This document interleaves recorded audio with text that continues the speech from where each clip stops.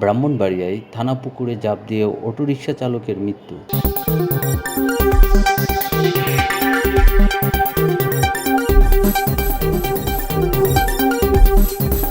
ব্রাহ্মণবাড়িয়া সদর থানা পুকুরে ঝাঁপ দিয়ে হাদিসুর রহমান নামে এক সিএনজি চালিত অটোরিকশা চালকের মৃত্যু হয়েছে। আজ শুক্রবার সকালে থানা পুকুর থেকে তার মরদেহ উদ্ধার করে সেনা সদস্য ও ফায়ার সার্ভিস কর্মীরা। হাদিসুর সদর উপজেলা বাটপাড়া গ্রামে মৃত শামসুল হকের ছেলে। সে স্ত্রী ও ৩ সন্তান নিয়ে শহরের পীরবাড়ি এলাকায় একটি ভাড়া বাসায় থাকতেন। স্থানীয় জনসাধারণ ও নিহতের স্ত্রী শেফালী বেগমের বরাত দিয়ে পুলিশ জানায়, হাদিসুর রহমান মাদকাসক্ত ছিল।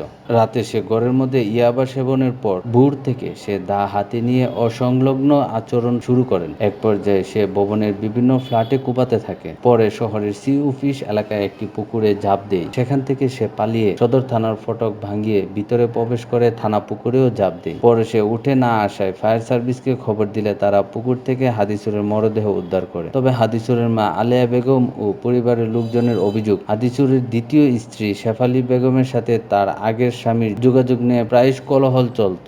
এমনকি আগের স্বামী মনির বর্তমান স্বামী হাদিসুলকে মারধর করেছিল। এ নিয়ে সে মানসিকভাবে ভেঙে পড়েছিল। তারা হাদিসুরের মৃত্যুর সঠিক তদন্ত দাবি করেন। সদর থানার ভারপ্রাপ্ত কর্মকর্তা মোহাম্মদ মুজাফফর হোসেন জানান, হাদিসুর রহমান নামের একটি লোক, অনুমান বয়স তার ৩৫, আজকে সকালে উলঙ্গ অবস্থায় শহরের বিভিন্ন জায়গায় দৌড়াদৌড়ি করতেছিল। স্থানীয় লোকজন তাকে প্যান্ট পরাইয়া দেয়, কিন্তু সে কোনো নাম পরিচয় দিচ্ছে না, দৌড়াদৌড়ি করতেছিল। এক পর্যায়ে সে দৌড়ে এসে পুকুরে লাফ দেয়। ফায়ার সার্ভিসের মাধ্যমে আমরা লাশটাকে উদ্ধার করি মৃত অবস্থায়। তার স্ত্রী এবং মা পিছনে পিছনে দৌড়ে আসে। আসার পরে তার স্ত্রী জানায় যে সে মাদকাসক্ত। সে প্রায় এরকম উলঙ্গ হইয়া দা হাতে নিয়ে বিভিন্ন ঘরবাড়ি ভাঙচুর করে এবং কোপায় এবং উদ্ভট আচরণ করে। আজকেও ভোর 5:30টার দিকে সে পীরবাড়িতে তার ভাড়া বাসা, সেখানে উলঙ্গ অবস্থায় দা হাতে নিয়ে যে দরজা জানালা থাই গ্লাস এগুলো ভাঙচুর করে।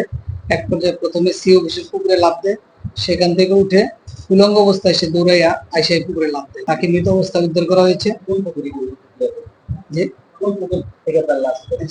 থানা পুকুরে লাফ দেয়। ফায়ার সার্ভিস এসে তার লাশ উদ্ধার করে। লাশের সুরতালের রিপোর্ট প্রস্তুত করা হয়েছে। ময়নাতদন্ত শেষে ময়নাতদন্ত শেষে তার মৃতদেহ আত্মীয় স্বজনের কাছে হস্তান্তর করা হইবে।